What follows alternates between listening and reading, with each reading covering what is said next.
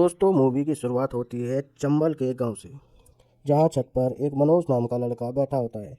इस समय मनोज वहां पर पर्ची बना रहा होता है ताकि 12th के एग्ज़ाम में पास हो पाए। तब इनके घर पर डाकिया आता है, जो कि मनोज के पिता से कहता है कि तुम्हें क्या लगा, वो लोग तुम्हें ऐसे ही जाने देंगे, उन्होंने तुम्हें सस्पेंड कर दिया है। तब मनोज के पिता नोटिस लेने से मना कर देते हैं और मनोज की दादी डाकिये के हाथ पकड़कर कमलेश यानी मनोज के भाई से कहती है कि बंदूक निकाल, मैं देखती हूँ मेरे बेटे को कौन सस्पेंड करेगा। तब हमें फ्लैशबैक में दिखाते हैं कि मनोज के पिता जहाँ काम करते थे वहाँ उन्होंने अपने मालिक को साफ साफ घूस खाने से मना कर दिया था और उन दोनों के बीच इसी बात को लेकर के काफ़ी लड़ाई हो गई थी। तब मनोज के पापा ने अपने मालिक को ही चप्पल से मारा था। तभी कमलेश हवा में गोली चला देता है और वहाँ पर पुलिस आ जाती है, जिसे देखकर सब लोग शांत हो जाते हैं। अब रात के समय ये सब लोग खाना खा रहे होते हैं। तभी मनोज के पिता कहते हैं कि अब मैं इनके खिलाफ़ केस लड़ूंगा और इसके लिए मुझे शहर जाना होगा। मनोज की माँ कहती है कि तुम चले जाओगे तो घर कैसे चलेगा, पर उसके पिता उसकी एक बात नहीं सुनते। अब अगले दिन मनोज एग्ज़ाम रूम में बैठकर पर्चियाँ देख रहा था। तभी मनोज के सर कहते हैं कि बोर्ड पे मैंने सारे आंसर लिख रहा हूँ, बस तुम्हें इन्हें अच्छे से कॉपी कर लेना। और सब बच्चे खुश हो जाते हैं। तभी वहाँ पर एक डीएसपी आ जाता है, जो नया डीएसपी होता है, और वह कहता है कि यहाँ पर क्या हो रहा है। तब वहाँ स्कूल का प्रिंसिपल डीएसपी को धमकी देता है और कहता है कि यह विधायक जी का स्कूल है, और उसे घूस देने लगता है। लेकिन वह डीएसपी उल्टा प्रिंसिपल को अरेस्ट करके अपने साथ ले जाता है। अब हमें पता चलता है कि चीटिंग ना करने की वजह से मनोज फेल हो गया है और मनोज के पिता केस लड़ने के लिए शहर चले गए हैं, जिसके कारण मनोज की माँ को घर की चिंता होने लगती है। तब रात को मनोज और कमलेश घर आते हैं और अपनी माँ के हाथ में पैसे देकर बोलते हैं कि कल से हम गाड़ी चलाएंगे, जिसमें हमें लोगों को एक जगह से दूसरी जगह छोड़ना होगा। फिर अगले दिन वह गाड़ी लेकर चल देते हैं। तभी इनके रास्ते में एक आदमी रोक लेता है और इनकी सवारी अपनी बस में बिठाने के लिए कहता है, लेकिन कमलेश इसके लिए मना कर देता है। फिर वह आदमी कहता है कि ये बस विधायक जी की है और ये ऐसे खाली नहीं जाएगी, इसमें तुम्हें अपनी सवारी भी बिठानी ही पड़ेगी। तब कमलेश को गुस्सा आ जाता है और वह चप्पल से पिटाई करने लगता है।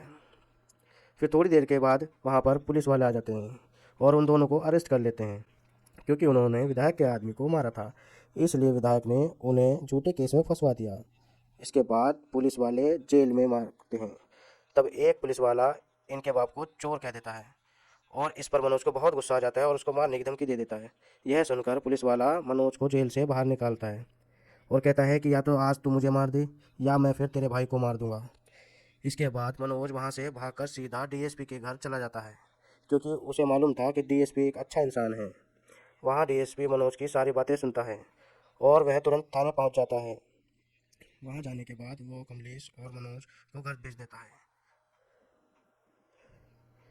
अब इसके बाद डीएसपी जब अपनी गाड़ी से लौट रहा होता है, तब वह उन दोनों को पैदल जाते हुए देखकर इन्हें लिफ्ट दे देता है। वहाँ मनोज डीएसपी से कहता है कि सर मुझे आपके जैसा बनना है। तब डीएसपी मनोज से कहता है कि इसके लिए तुम्हें चीटिंग छोड़नी होगी, और ये दोनों अपने घर चले जाते हैं। फिर हमें अगले साल का सीन दिखा जाता है और हमें पता चलता है कि डीएसपी का ट्रांसफ़र हो गया है और सभी बच्चे अब खुल के नकल कर रहे होते हैं। लेकिन मनोज नहीं कर रहा होता है, क्योंकि मनोज के कानों में डीएसपी की बातें गूंज रही थी और मनोज बिना चीटिंग के ही एग्ज़ाम देता है और मनोज बिना चीटिंग के ही 12th पास करता है।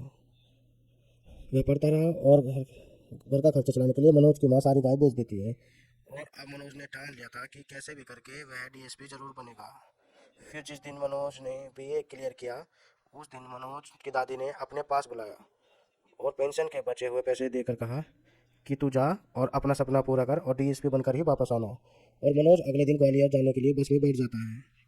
लेकिन मनोज को नहीं पता था, मनोज थोड़ी दूर जाने के बाद उसको नींद आ जाती है और जब उसकी नींद खुलती है तो वह कंडक्टर उसको उठाता है और तब मनोज को पता चलता है कि उसका सारा सामान किसी ने चोरी कर लिया है और उसके पास वापस लौटने के साधन नहीं था और ना ही जेब में पैसे थे। अब मनोज वहाँ कोचिंग के लिए भटक रहा होता है। तब उसे कोचिंग से पता चलता है कि डीएसपी की भर्ती जो है उस पर रोक लगा दी गई है, क्योंकि सरकार के पास पैसा नहीं है। जिसके बाद मनोज अब 2 दिनों तक एक ढाबे के बाहर बैठा रहता है और उसे बहुत ज़ोरों की भूख लग रही होती है। जब उससे भूख बर्दाश्त नहीं होती, वह एक ढाबे के पास चला जाता है और ढाबे वाले से कहता है कि साहब मुझे खाने के लिए दे दो। बदले में मैं कोई भी काम करा लूँ। ढाबे वाला आदमी बहुत अच्छा होता है और वह मनोज को फ्री में खाना दे देता है। फिर जब मनोज ढाबे वाले आदमी को अपनी कहानी बताता है, तब ये सब एक सुंदर नाम का लड़का भी सुन रहा होता है। तब सुंदर मनोज से कहता है कि भाई मेरा भी डीएसपी का एग्ज़ाम कैंसिल हो गया है और अब मैं अपने घर जा रहा हूँ, तू भी अपने घर चला जा। लेकिन मनोज कहता है कि नहीं भाई, मैं अपने घर नहीं जा सकता हूँ, मेरे घर वालों को मुझसे बहुत उम्मीद है और मेरा सारा सामान और पैसे भी चोरी हो गए हैं। तब सुंदर को उसके पास उसके पापा का कॉल आता है और वह कहते हैं कि दिल्ली चला जा और वहाँ जाकर यूपीएससी की तैयारी कर।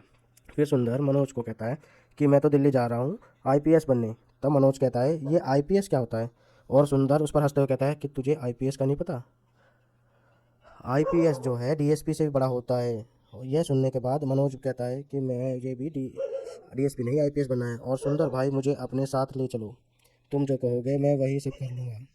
सुंदर को भी उस पर तरस आ जाता है और वो अपने साथ दिल्ली ले जाने के लिए मान जाता है। और फिर ये दोनों पहुंच जाते हैं दिल्ली के मुखर्जी नगर में। वहां पहुंचने के बाद मनोज अपने जैसे कई छात्रों को देखता है और उन्हें देख करके घबरा जाता है और सुंदर से पूछता है कि भाई हम यूपीएससी क्लियर कर भी पाएंगे या नहीं। तब वहाँ एक चाय वाला उन्हें कहता है कि आप सब गौरी भैया से जाकर मिलो, वो इस बार तो आईपीएस बन ही जाएंगे। और वो उन दोनों को गौरी भैया के पास ले जाता है, यह कहकर वह आपकी मदद कर पाएंगे। फिर जब ये दोनों गौरी भैया के पास पहुंचते हैं तो देखते हैं कि वहाँ तो पहले से ही कई सारे बच्चे उनसे पढ़ रहे हैं। वहाँ ये दोनों भी पढ़ने लगते हैं। तब ये देखते हैं कि यहाँ पर बहुत बच्चे पढ़ रहे हैं और उसकी तरह वो भी पढ़ने लगते हैं। तभी मनोज कहता है कि गौरी भैया मुझे कुछ छोटी मोटी नौकरी दिलवा दीजिए जिससे मैं आगे की पढ़ाई कर पाऊँ।